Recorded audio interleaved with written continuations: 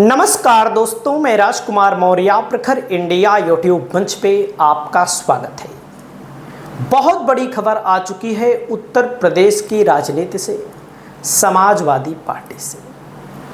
उत्तर प्रदेश में 2027 के विधानसभा चुनाव को लेकर समाजवादी पार्टी ने अपनी तैयारी तेज कर दी है। समाजवादी पार्टी के राष्ट्रीय अध्यक्ष अखिलेश यादव इस समय समाज के तमाम लोगों को अपनी पार्टी से जोड़ रहे हैं, तमाम संगठनों को अपनी पार्टी से जोड़ रहे हैं। तमाम ऐसी छोटी छोटी पार्टियां हैं जो अगर किसी बड़ी पार्टी के साथ मिल जाती हैं तो कहीं ना कहीं वो पार्टी बड़ी वाली और मजबूत हो जाती है। तो इसी तर्ज पर समाजवादी पार्टी के मुखिया अखिलेश यादव ने भी मुलाकात की है दोस्तों अवध ओझा सर से। अवध ओझा सर लगातार वायरल रहते हैं, अपनी सटीक चीज़ों के लिए, अपनी पढ़ाई के अंदाज के लिए जाने जाते हैं और लगातार यहाँ पर आप लोग देख सकते हैं अवध ओझा सर जो हैं अखिलेश यादव से मुलाकात की है। और जब अखिलेश यादव से मुलाकात किए तो इन्होंने अड़गड़ानंद जी की पुस्तक भी दी, जाहिर सी बात है। लेकिन दोस्तों अवध ओझा सर अभी आम आदमी पार्टी में हैं, औपचारिक तौर पर आम आदमी पार्टी में हैं और आम आदमी पार्टी से चुनाव लड़े। चुनाव के दौरान अपनी सीट को लेकर, इनकी सीट को लेकर तमाम लोगों में दिलचस्पी थी कि हारेंगे जीतेंगे, हार गए। इनकी हार हुई है करीब 28,000 वोटों से, हार गए, कोई बात नहीं।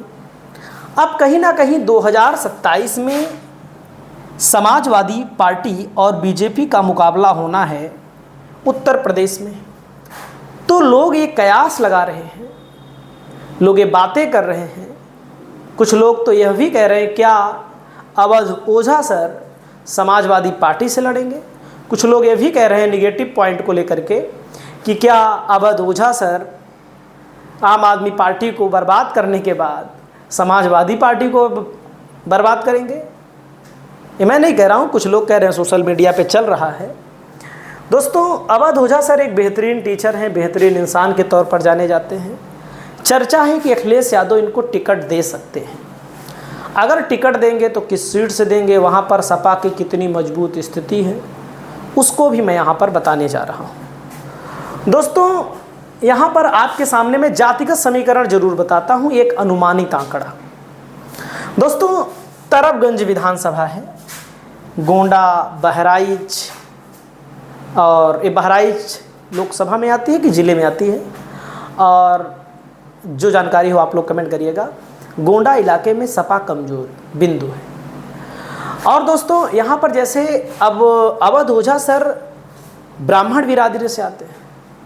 वैसे तो समाजवादी पार्टी को ब्राह्मण वोट नहीं देता है, देना चाहता भी नहीं और देगा भी नहीं। लेकिन अखिलेश यादव ब्राह्मण समाज को खुश करने के लिए कुछ न कुछ स्कीम लाते रहते हैं।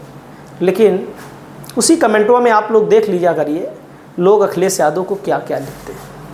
अब जैसे 99,000 यहाँ ब्राह्मण आबादी है भाई। अगर अवध ओझा सर यहाँ से लड़ेंगे, तरबगंज विधानसभा है, तो आप ये जानिए क्या 99,000 में कितने ब्राह्मण समाज के लोग सपा को वोट देंगे। आप लोग कमेंट करके बताना ना भूलिए। देखो एकदम साफ बात है, आप लोग बताइएगा। अनुसूचित जाति है, इसमें बसपा का भी वोटर है, इसमें कुछ लोग सपा को भी वोट देते हैं, कुछ भाजपा को भी वोट देते हैं, कुछ आज़ाद समाज पार्टी को देते हैं। तो यह वोटर इस समय छिटका हुआ है थोड़ा सा। बाकी यादव करीब यहाँ पर 60,000 हैं जो समाजवादी पार्टी के कोर वोटर माने जाते हैं, जिनको तो समाजवादी पार्टी पक्का समझती है कि हमको मिलेगा ही मिलेगा। क्षत्रिय वोटर 47,000 हैं जो योगी जी की बिरादरी के हैं। योगी जी की बिरादरी का वोट योगी जी के साथ था और है, आने वाले समय में बीजेपी के साथ रहेगा। यह वोटर ब्राह्मण समाज का और क्षत्रिय समाज का एक साथ है। भाई कोई बात नहीं है, होना चाहिए।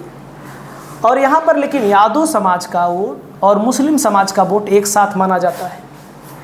लेकिन क्या अवध ओझा सर को यहाँ पर यादव वोट देंगे, मुसलमान वोट देंगे? समाजवादी पार्टी से अगर अवध ओझा सर लड़ते हैं, कुर्मी करीब 15,000 बताए जाते हैं, मौर्य करीब 9,000, पाल करीब 8,000। और आज मैं जब एक वीडियो बनाया तो पाल समाज बड़ा नाराज़ है अखिलेश यादव से।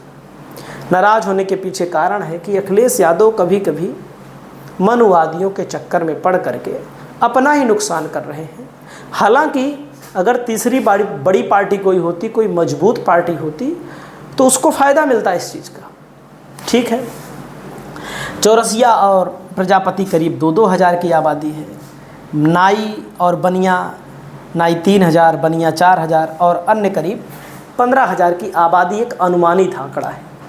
तो दोस्तों यहाँ पर जो बीजेपी बड़ी मजबूत है, कैसे बड़ी मजबूत है मैं आपको दिखाऊंगा। क्योंकि अगर ब्राह्मण को टिकट देंगे तो क्या ब्राह्मण अवध ओझा सर को वोट देगा तो हो सकता है समाजवादी पार्टी की नैया यहाँ पार लग जाए। क्योंकि पिछली बार जब चुनाव हुआ था, सपा ने ब्राह्मण उतारा था और प्रेम नारायण पांडे को बीजेपी ने उतारा था। भाजपा को मिला 1,25,325 वोट, सपा को मिला 71,635 वोट, 53,690, यानी कि बुरी तरह से हारी। दोस्तों यहाँ पर देख सकते हैं समाजवादी पार्टी का 33%, बीजेपी का 67% स्ट्राइक रेट है। और यहाँ पर देखेंगे तो बीजेपी 2022 में जीती 53,000 में, 2017 में जीती थी 38,000 से। सपा 2012 में यहाँ 5180 वोटों से जीती। लेकिन आपको मैं यहाँ पर एक चीज़ बताना चाहता हूँ कि 2012 की स्थिति नहीं है, 2027 की स्थिति रहेगी। और 2027 का मतलब 2022 का मतलब देखो, वोटर पहले 3-4 ध्रुवों में बटा होता था। जैसे कुछ लोग सपा को वोट देते थे, कुछ भाजपा को वोट देते थे, कुछ कांग्रेस को वोट देते थे, कुछ बसपा को वोट देते थे। ये 4 पार्टियां तो मेन थी। उसके अलावा भी निर्दलीय और अपना दल वगैरह जहाँ जहाँ लड़ते थे, और बिरादरी की पार्टियां जहाँ जहाँ लड़ती थी, उनकी बात ही छोड़ दीजिए आप। तो दोस्तों जो आज की स्थिति है, आज की परिस्थिति है, समाजवादी पार्टी कहीं ना कहीं 27 का चुनाव जीतना चाहती है। और 27 के चुनाव को अगर जीतना है तो कुछ नया फॉर्मेट निकालना पड़ेगा, टिकट देने का एक अच्छा तरीका निकालना पड़ेगा। और नेता लोग निकाल लेंगे अगर निकालना चाहेंगे तो कहीं ना कहीं अवध ओझा सर अगर सपा में आते हैं तो कुछ चीज़ों को लेकर फ़ायदा भी हो सकता है, कुछ चीज़ों को लेकर घाटा भी हो सकता है। आपकी नज़र में क्या हो सकता है, आप लोग अपनी राय को कमेंट करके बताना ना भूलिए। चैनल पर पहली बार आए हैं तो चैनल को सब्सक्राइब करिए, शेयर करिए। नमस्कार, जय हिंद, जय भारत, जय संविधान।